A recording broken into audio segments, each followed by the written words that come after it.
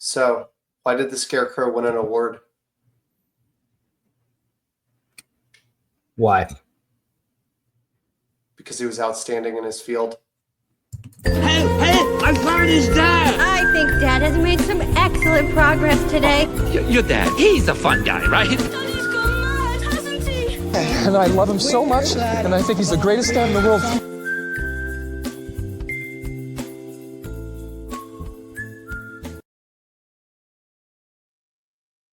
Welcome, everybody, to another episode of Working on the Dad Pod. Thank you for tuning in last week to our rebroadcast of the, Memorial Day cookout sides. Alex and I just really weren't prepared last week to do an episode, so we bailed out and took a long extra holiday weekend. So thank you for bearing with us. Before we begin, just a reminder to like and subscribe on YouTube. As also, you can follow us at all of our handles on workingonthedadpod.com. Today, we're going to be talking about working on getting out of the rut. This is a semi-sequel to our dating co-parent, where we kind of talked about how you can be in the roommate phase when your life is totally preoccupied with your kids and your work, and you don't really have the opportunity to connect. What we're going to talk about tonight is when you're kind of in that rut with your kids. And that's something I am currently going through right now, where I wanted to talk it through with Alex, as his kids are both older than mine. I don't know if Alex has gone through this himself about a year to 6 months ago, or if it hasn't happened for him yet. But where I am right now is I've got, an almost a little over 5.5-year-old, an almost 3-year-old. They're both going through huge developmental changes. They're extremely moody. And at every second of every day, either one or both of them is being an a-hole to either me or their mom. And it's kind of at the point where right now, being a parent to me feels more like a chore than a joy. And I've been feeling that way for about 2 weeks is kind of when this all hit the fan. It's just a really tough time right now to enjoy their company. And I'm kind of in that rut. So I wanted to talk it through. But before I get into any specifics, I want to kick it to you, Alex, to know have you gone through that? Are you going through that? Or have you been lucky so far? Yeah, this was definitely a topic that we didn't chat about as much beforehand. So hearing you explain it a little bit better or more words. At all? Yeah. Yeah, there we go. That's it. At all.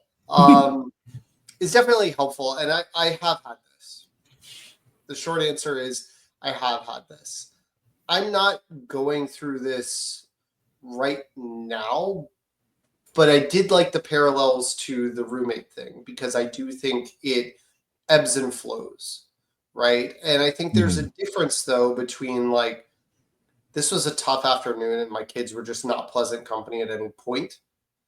Correct. This Saturday was bad to a couple weeks, right? That time frame is different from a tough day. Everybody's got tough days. I think if you have listened to any part of this podcast, we all have tough days. Yes. We all have tough moments. But I do agree that there are sometimes ruts where you feel like it's not, I don't have anything in common with my kids, but how they want to play, what they want to play, the demands they want to make on my time are not super interesting. They're not super fun. And when we do it, it's not great. Now, what I will sort of caveat this, that I tend to find my kids independently sort of going through that rut, if you know what I mean. One kid is perfectly pleasant to be around or has their shining moments, and the other kid is just sort of in this phase where I'm just like, man, I don't enjoy communicating with you. So, but when it overlaps, it is a little bit, like a solar eclipse. You got to get out your shades, special glasses and deal with it for a bit of time.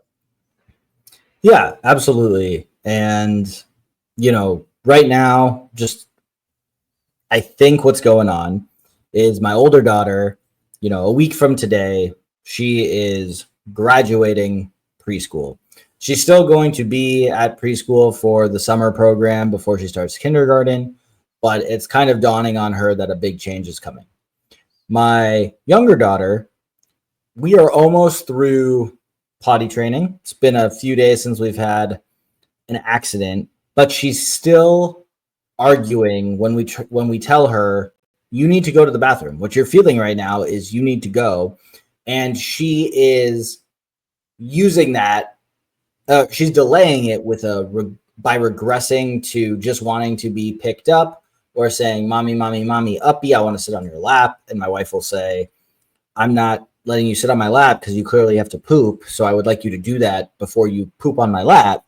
And, she's mean to me. She only wants her mom. If I'm not around, she'll scream, "Daddy, daddy, daddy." And all these things are going on, or both these things are going on, and they're both manifesting, whether it be at the dinner table, which I've talked about a lot, and I'm not going to bore you all with that. The shower has been really bad. The other night, my daughters were fighting over positioning under the water, and at one point my older daughter screamed a high-pitched scream, and I lost it, and I screamed back at her to the point where she almost cried. And I said, "It's annoying, isn't it? Doesn't that hurt? It doesn't that stink when people do that in your face?" And she agreed, but I definitely probably lost some points there. But it's I throw back to managing the meltdown, didn't do it. But I'm at the point right now where every waking moment that I'm with them, one of them is just their sole purpose in life is to make mine harder. And, I'd say 50% of the time it's one of them. The other 50% of the time it's both of them, which leaves 0% of the time where both of them have been just good kids, which, maybe I'm spoiled because usually that's the case, but it has just been a really rough couple of weeks. And, I'm in a rut. Like, I'm having a hard time being joyful and wanting to be, around them any more than the necessary must keep them alive because that's my duty kind of thing. So, yeah. I get that. On our side, I will say, I don't know that I've defined it necessarily as a rut, but there are several things right now that make my kids unpleasant to be around from time to time, past the normal, just like things happen, right? mm-hmm.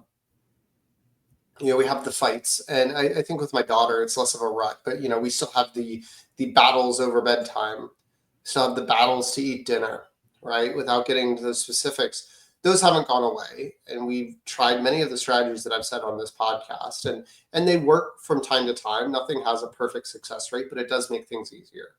But with my son, he's actually the one that I would say is most closely has forced me into a rut with him. And he is very much in this 3-year-old phase. I don't know if your oldest went through it, and maybe your youngest isn't there yet.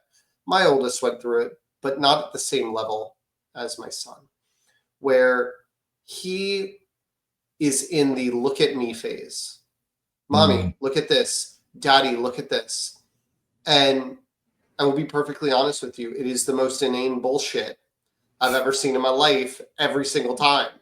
It is some weird thing. He's just doing something with his hands, or he's stomping on the ground, or it's he figured out how to move his body in some slightly unique variation from the last time he asked me to look literally 5 seconds ago and is asking for attention. And if you are not looking at him, you could say, okay. And if you are not locked in, he's going to yell at you, "Daddy, look, Daddy, look, Daddy." And I'm it's tough because you don't want to break their spirit, right? you don't want to sit there and go, hey, I don't care. Mhm. And it's really tough to not say that because you don't want to portray that to your kid that like you don't care. But I'm like, about this, you're 3, you don't understand nuance, which is why I don't want to deliver that message. But this is not a thing that I care about. You do lots of Right. awesome things that have lots of awesome characteristics. This isn't one of them. This is Right. not the thing that like I want to do, but it's important to him. And so I think that's one of the things that I've tried a lot with this is better understanding in myself, just like it's important to them. And I don't have to care, but I can give them my attention a little bit and at least show interest in the things they care about because that's going to be life. That's going to be parenting. I am sure that our dads listening to this are going to sit there and go, man, there is so much bullshit that you guys talked about to us because you cared. And I just acted like I cared because you did. And that was important to me. Right. And I think sometimes that's the job description of a dad. But that said, that doesn't make it less annoying. That doesn't mean, you know, I think there's a difference between a 9-year-old or a 10-year-old who's like gotten into Pokemon or something, like talking your ear off about their new hobby versus dad, look at me.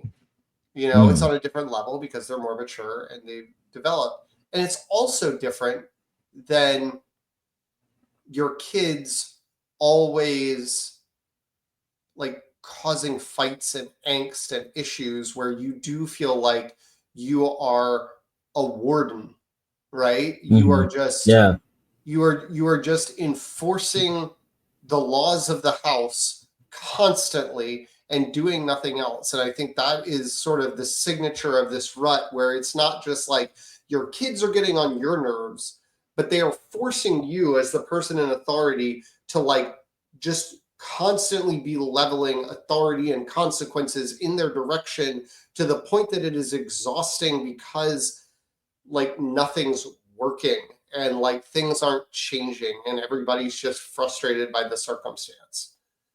Yeah, no, I'm actually really glad you used the word warden because I think that's a perfect analogy for how I'm feeling right now. Because I would love nothing. Honestly, I'm at the point where I would kill for the look at me, showing off this thing that's not actually interesting. But right now, I'm just at the point where, you know, what today picking up from school was, you know, I put the younger one in the stroller. I told the older one to walk. She said, no, I want to ride on the hoverboard. And I said, every night this last week, you have delayed going to bed because you said you have excess energy to get out. So let's walk home so you can use some of that energy. And then she took one step and goes, my legs hurt. I can't walk. I'm so tired. And I said, okay, if you ride on this hoverboard and we get home and you make any pleas to go outside to run around, I'm going to be really angry and stuff's going to get taken away. And in that moment, she was just kind of, you know, she cried a little bit. And then, you know, eventually she ran home. And then she, midway through the run home, stopped and starts grabbing her vagina and says, I have to pee. But then didn't even go straight home because she got distracted because she wanted to find a curb and walk on a balance beam. And it's like, I thought you just said you had to pee and that we were walking to. So what's really going on here? Why can't you just walk home without this becoming a thing? It is 5 minutes of your day. And if you just did it, we'd be home, you would have peed, you'd be playing, and I wouldn't have to tell you that your logic makes no sense and I need to threaten you by taking stuff away from you. And it's just, I don't like being that guy. I really don't. But I also don't like it at 8:00 at night when she's supposed to get into bed and she's running around her room and knocking crap over, where it's like, this is an opportunity. Run home. You know, let's play red light, green light. Like, we can make a game out of it. We can race. Well, we can't race because I'm pushing the stroller, but this can be a literally fun exercise for you to get some excess energy. Well, here's the thing. this is almost going to shift gears a little bit because this reminds me of a conversation I had on Monday with my wife. We spent all day Memorial Day, like out in the yard, out in the sun playing. And my daughter had asked the night before and that day to go get ice cream. Mm-hmm. And so I was like, okay, yeah, like let's do that. It's a hot afternoon. I'm done with yard work. I've done as much as I can do. Your mom's done as much. Let's go get ice cream. And so she had a moment there where we're at the ice cream shop and she decides she needs a straw for her ice cream. She got it in a cup, decides she needs a straw. Then she decides she needs napkins. She decides she's going to walk inside because we're sitting outside of this establishment. And we walk inside, or she walks inside. She was like, I'm going to go. And I'm like, dude, you don't need a straw. Here's a straw. No, I need to get my own. This one's fine. It's unused. Just take this one. And it felt like the harder I pushed for something that to me felt very, very logical, the harder she pushed back, demanded she needed to do it. And my wife jumped in and was just like, it's fine. It's not going to hurt anything. Just go. And at first, my gut reaction there is, I said, no, what are we doing? Mm-hmm. This led my wife and I, we got back into a conversation about something called PDA, not personal displays of affection and not Palm desktop assistance, but pathological demand avoidance. And what it is, this is something that commonly presents in autism, but can also present in other neurodivergences. As we mentioned on this podcast, I have ADHD and we suspect that my daughter may have it as well. And that is a neurodivergence. So it's just one of those things that we looked into. And basically, it's sort of like the more demands that are placed upon them, they want to show this autonomy, and they show it by fighting back. Of like, I say, no, don't go get the straw, and it turns into, I'm going to go get it no matter what you say. Like, I'm just going to run in there and do it, and I blah blah blah, and it turns into like this gigantic power struggle over a freaking straw. And the solution that we've sort of come up with, and there are other ways to do this. Gamifying is one way, but gamifying at the first ask, right? So instead of going, well, here's all the logic of why you need to run home, just to use your example in your situation, using, hey, I've got an idea instead of the hoverboard today. Why don't I go down to the end of the block and time you as you race to me in the stroller? And then we'll do it again and we'll see if you can beat your time, right? As the first out of the gate suggestion. You gamify it to get them where they want to do, so that at no point have you made a demand. You've made a suggestion of a game to play. That way, you're not increasing the demand. And then for the other things where they are pushing back, it is really about evaluating, okay, similar to how I've talked about like getting our kids to eat in that episode we've done this season on it, of like, what is my goal here? My goal is I need them to get calories, but I don't need them to be at the table. I don't need them to be a part of this dinner. Like, I don't need certain things. I need to recalibrate exactly what it is I need from them. And so the second part of this is sort of picking those battles of like, okay, it's not going to hurt anything for her to go get this straw. It's not going to hurt anything for her to ride on the hoverboard back. And then maybe the solution then becomes, okay, I'm going to let her ride on the hoverboard back. My issue is that she's going to run around at bedtime. So I need to figure out something at 7:30, and I'm going to use this walk back to think about some ways that I can get her to run around the house well before bedtime to avoid that thing, because this is not the time or the place that she wants to do this. And she's not feeling in the mood right now. And I can give her the autonomy right now, then come up with a fun solution to get the energy out later, right? And this is not some fully fleshed out thing that I have lots of experience in. We've had one or two inflection points since the ice cream store. I've handled them pretty well, but it's not like, oh my God, I've changed who I am as a dad in the last 3 days. But it's something that I would suggest you sort of look into some of the tactics around how to, think about that, because as you have mentioned, you suspect that there's potential that your daughter may have ADHD. and may have that. And even if you don't have a neurodivergence, if your kid is, for whatever reason, constantly fighting the demands, eat your dinner, walk home, like all these little things, which is what it sounds like from the stories you tell, there may be some value in sort of reapproaching the way you make the demands of her, so so the power struggle can never manifest itself. Does that make sense? Yeah, no, totally. And pathological demand disorder sounds a lot like her stubborn dad. So, I kind of see where she could be getting that from. But I was a perfect child. Dad, mom, I know you're listening. I'm sure you'll leave in the comments that was true. And I was never like this. But I could see how maybe my daughter could be. But From her yeah, mom. no. Yeah, totes from her mom. No, my wife's self-diagnosis is something called analysis paralysis, which I don't want to get into right now because it's a huge argument we have regularly. Anyway, but so it's definitely just been a struggle these last 2 weeks, and I've tried, exiting myself from the situation and just, tapping out in with regard to not going to be the parent, not going to be the warden of that moment. I have tried to make things funner. I didn't come up with like a game on the spot. Like I might try that tomorrow morning.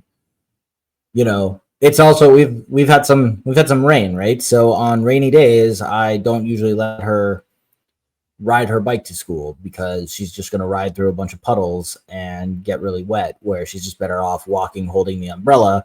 And that's better than having her ride on the hoverboard because she demands holding the umbrella anyway, and she usually just hits me in the face constantly with the umbrella while I am pushing her and her sister in the stroller. So ultimately, the least amount of dirtiness and wetness is you walk holding the umbrella. So, I try.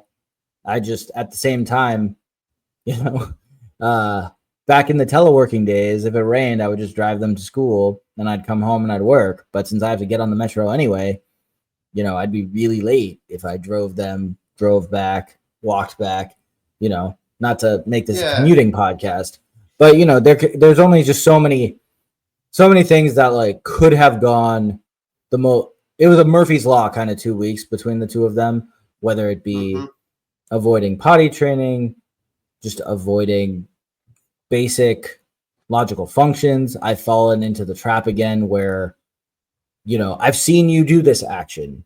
I have seen you successfully do this. Why aren't you getting it right every single time? We've gone through this for a year. Like, that color is green. You don't have to ask me, Daddy, is this green? You don't have to do the thing that we already worked through. And, that's unfair for me to get mad at them for that. And, like this morning, there was a lot going on. So I asked her, my older daughter, to help her sister put on her shoes. And she's the one who got them on the wrong feet. And I said, how do you not know what the correct feet are? Like, this. And then I thought to myself, that was unfair. So I apologized for saying it that way, gave her a hug. We made up. So I'm catching myself doing these things. I'm still not perfect, but that's a good first step though, right? Yeah. Like that's like recognizing the behavior is always the first step. And I tell my daughter this when I'm trying to work with her on behavioral changes, where I go, noticing the problem is a great first step. We then have to work on solving the problem, because sometimes where she goes, and I'm not criticizing you of this, but like she gets very stuck in the like, I've recognized it, right? And then is just like, that's the finish line. I've recognized it. So, don't tick me off, because I know that I can start screaming at people in situations that it's not appropriate. And I'm about to scream. I know it. So you better stop. And it's like, no. The conversation was, you recognize it. so you can stop screaming because it's not appropriate to scream no matter what I'm doing, right? Right. Yeah. And that, similarly, the biggest thing that I'd say, or not biggest, but one of the most prominent issues we have is if she accidentally hurts somebody, which, she's a 5.5-year-old. She runs around. Doesn't have full body awareness, accidentally steps on you, accidentally hits you. You say, ow. And she just stares and looks at me. And I say, are you going to say sorry? And she goes, sorry. And it's like, okay, so now I don't say this to her, but it's like, okay, so now you're just being a bitch, right?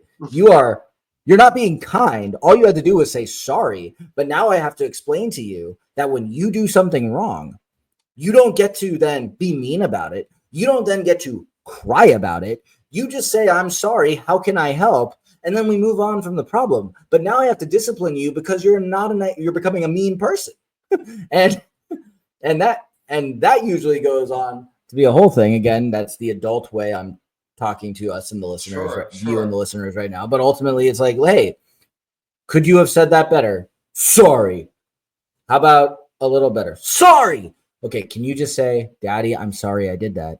Daddy, I'm sorry I did that. It's like, okay, again, it's literally like I'm going to drill sergeant you until you get this done the right way and learn from your mistake. I've found pretty helpful with my daughter and how she speaks to me or her mom. And it's not always perfect because sometimes she can't handle it in that moment if she's really fired up. But I go, hey, if your brother had done that to you, had accidentally kicked you, stepped on your foot, and you asked him to say sorry, would you feel like he meant it if he said it the way you said it? Is that how you would have wanted somebody to say that to you? And if it's not, then you need to do it the way you would want somebody to say to you. Because golden rule type stuff, like how because we do go through this a lot with my daughter. My son will treat her certain ways. And my wife and I will gently remind her, homie, he's learning from you. Mm-hmm. He's taken his cues from you. This is how you're treating him. And now you're frustrated that the exact thing that you do to him is being thrown back in your face because he knows how to do it. And that's how he's learning that kids communicate with each other or at least that's how he's learning that he's supposed to communicate with his sister because that's the standard you're setting. So if you're going to push and shove when he has a toy of yours, no matter the reason, guess what happens when you take his? You gonna get it. Mm-hmm. And then you're going to be sad that you got it, but you set that standard that's how you resolve conflicts. Mm-hmm. And sometimes that's tough for kids, but I think reframing it in sort of that nicer way initially is just sort of like, hey, if somebody else was saying this to you, is that how you would want it to be said? Think about that when you're talking to people, right? And sometimes that can help. Yeah. But again, sometimes she's just so fired up. She goes, I wouldn't care. Yeah. And you're just like, okay, yeah, you would, but whatever. Right. Yeah. It's been one of those 2 weeks where, I feel like I'm just failing as a dad because it's like I'm just constantly at odds with the kids. And I'm really not trying to be. And, I can blame a lot of it on external factors, stress of the job, stress of the marriage, financial, whatever. But ultimately, in these moments, I'm not doing my best, but I really am trying. It's just, and I say this to my wife because she's not wrong that I am going from 0 to 60 fast, but these are not isolated incidents. This is just like an hour goes by where I have been struggling to keep my cool, and then I blow up. And again, it's, sure, if I'm first to blow up, then I did it faster. But you're not always there for the whole ride, and and I don't like yelling. I do believe that whoever is loudest usually loses, but sometimes you just have to be loud to break like to get the attention of them to like stop. But then, you know, you're dealing with the whole, you yelled at me, you screamed at me, that's causing like another firework. And it just feels like Sure. You yell too much, you scare them, then the focus is no longer on what they did. It's on the fact that they're scared and frustrated and sad now. And it's about managing their emotions, and then it becomes the inappropriate time to address the behavior, even though it just happened, right? Because now it's an entirely different conversation. One thing I was going to say, just sort of about the rut and getting out of it. And, you know, I don't think there's one sort of perfect thing of like, oh, you just got to do this one trick, like some clickbaity headline here. But one thing that has worked for me, as I've found myself, not necessarily in a parenting rut, but in just a like, life is chaotic, life is stressful. There's a lot going on, you know, like I even went on vacation a couple weekends ago and shit hit the fan at work while I was on vacation, and I had to go back to the hotel room and interrupt my vacation with my dad to handle it. And like I'm traveling next week. My wife's traveling for like 9 days after that. She's going on an Alaska cruise with my mother-in-law, which definitely, you know, I'm like, yeah, I can handle the kids alone, but I've got less grandma help. So great. You're taking literally half the childcare with you here. So just a lot of stress. And one thing I've found is, obviously we've talked about managing stress. We've talked about finding time for yourself. We've talked about those kinds of things. But I think on the matter with your kids in the rut, one thing that has worked for me over the last couple of weeks that I have tried to do is I have tried where possible, and this does not have to be, you know, it doesn't have to be a huge chunk of time, but finding time to have one-on-one time with one of your kids, right? Have, you know, if usually this helps if obviously your wife can do this with the other kid, or, you know, like your younger one's napping on Saturday and you do something one-on-one, giving your undivided attention to your oldest, or your oldest, my oldest, she often likes to go in a room and play by herself, and taking some time when I didn't feel like it to like just intentionally play and interact and connect with my son. So this past week, one example was I went and played golf with my daughter, right? That's something we've talked about a lot. And that was a great opportunity. We were with my father-in-law, but my daughter and I were riding in the cart together. We got to talk, we got to chat, we got to have a good time. And it just felt like we weren't like, I wasn't disciplining her. I wasn't like getting her to stop fighting with her brother. We were just hanging out. And it was a very pleasant experience. And then a couple of nights ago, dishes were all over the place. Like, house was a mess. I felt like I had a million things to do at work. And my son was doing look at me, and alternating that between like, I want to play this board game. I want to play Candyland. I want to play Connect 4. I want to play this. And we're like 15 minutes from time to start the bedtime routine. And so I did not want to be pulling out a board game. And my solution with him is I was like, no, I'm not going to do that. And I walk in the living room and I pick up a squishy ball he had. I didn't say a word to him. Pick up a squishy ball, and he sort of looks at me and goes, what are you doing with that? And I just go and I sit down behind our couch, and then he sort of looks at me and he sits down, and we just play catch. And I didn't say a word to him about what we were doing, but he sat down and we started playing, because I thought of something that I'm like, I can do this with you. These 15 minutes, I could be washing dishes. I'm going to choose not to, and we're just going to have a fun time. And it was a soft, squishy ball, and dude was bulleting it at me as hard as he possibly could. If it would bounce off my face or my hands, or I couldn't catch it, go somewhere, he was giggling up a storm. And we had a great time. And we weren't talking about anything. We weren't, you know, it was just one-on-one time. And so those 5, 10, 15 minutes, I know we've talked about special time in the past, and like that is sort of like a constructed, sort of scripted thing of what you can say and what you can do. But like giving your kids a little bit of time does two things. I think one, it can just on a fundamental level rebuild that connection.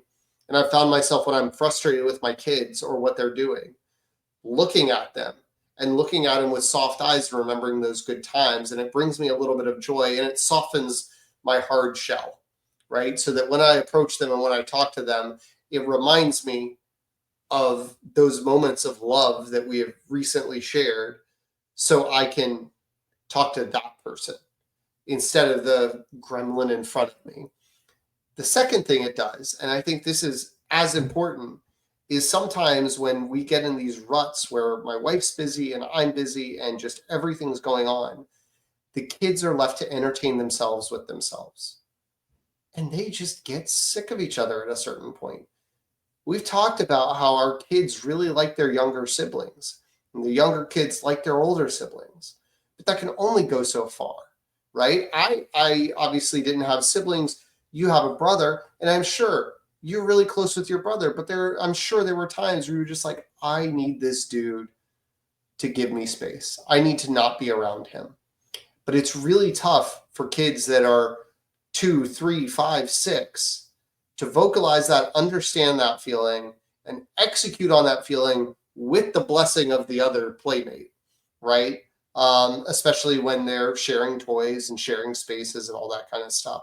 So dividing them can also have that effect. It's building the connection and it's giving them a break from their brother or their sister. And that has, I think that's helped just a little bit getting out of the rut. It's not going to perfect everything. Dinner's still going to be a fight, but it's going to like, it's about that sort of like relentless, like this shit sucks minute after minute, hour after hour, day after day. You break that up for 10 minutes, that's a win, right? But you kind of like the game walking home from school. You got to force it. You got to like, it's not going to necessarily magically appear unless you do something for it. And so, yeah, it doesn't have to be take your kids to Disney World to create a magical moment. But sometimes it's just like, all right, I need to not pack lunches right now or do dishes or sweep the floor. I need to sit down and play catch, or I need to sit down and color, or I need to sit down and do play, whatever the thing is, right? Well, I think that was a magically good place to end on. I got nothing else there. Do you want to work on the dad bod with me? Sure. You want to go first? You want me to go first? You go first because mine's a little longer winded tonight. Yeah, sure. So it's been about 2 weeks since our last weigh-in. I think I was like 175.2.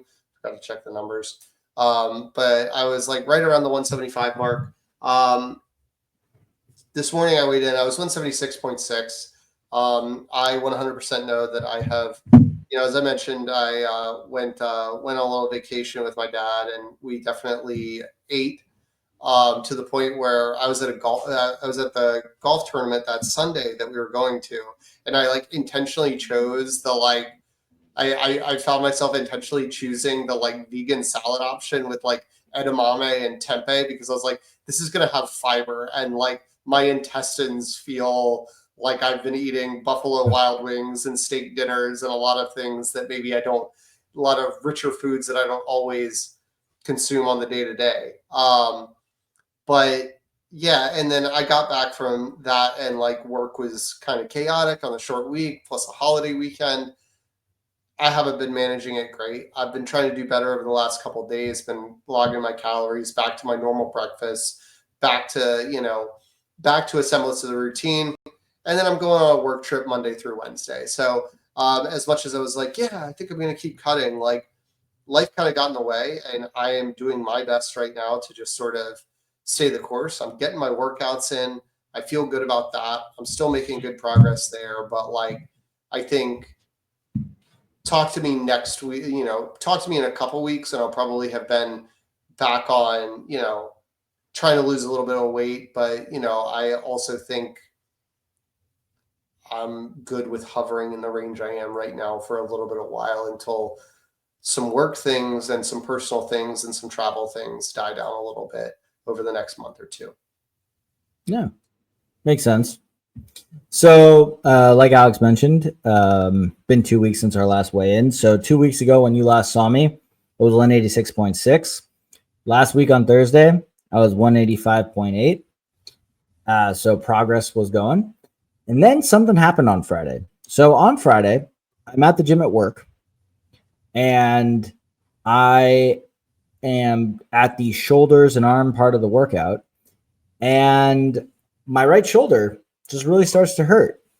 And I was wondering, does this have anything to do with, like, a couple weeks ago, I just felt weaker doing military press, like weaker. That was like seemed to be my weakest exercise, and I don't know what was going on. So I lowered the weight, still wasn't great. Finally got it back going. But then on Friday, I was in a lot of pain, so I stopped the workout.